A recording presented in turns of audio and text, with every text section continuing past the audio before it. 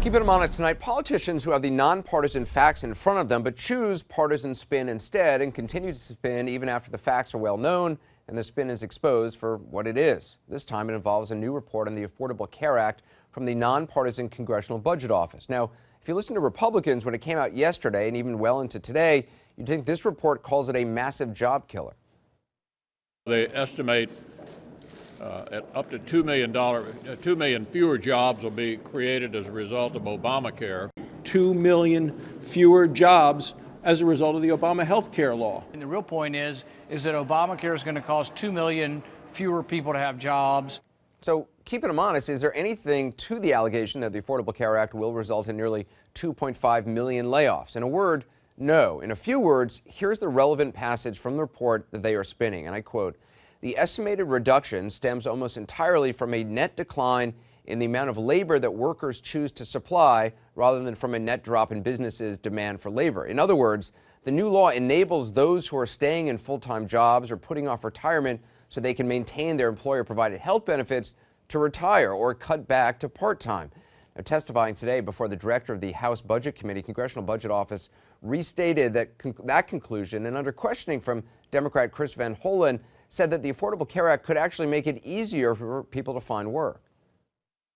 So when you boost demand for labor in this kind of economy, you actually reduce the unemployment rate because those people who are looking for work can find more work, right? Yes, that's right. So now, earlier in those hearings, a big-name Republican committee chairman, Paul Ryan, questioned the CBO director. He's not a fan, obviously, of the Affordable Care Act. And as you'll see, his questioning highlights some potential problems with the law in the CBO report. But notice what he did not do is buy into the spin on layoffs. In fact, listen to the beginning of the question. He actually debunks it.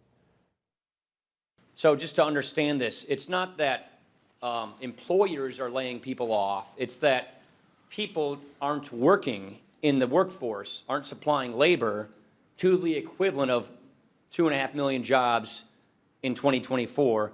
And as a result, that lower workforce participation rate, that less labor supplied, lowers economic growth. Yes, that's right, Mr. Chairman. So to be clear, at the end there, he's highlighting a very different concern about the law. He also points out, as have economists on both sides of the aisle, by the way, that subsidizing health insurance is a kind of disincentive to working more. But again, that's a very different issue entirely from the debunked job-killing talking point.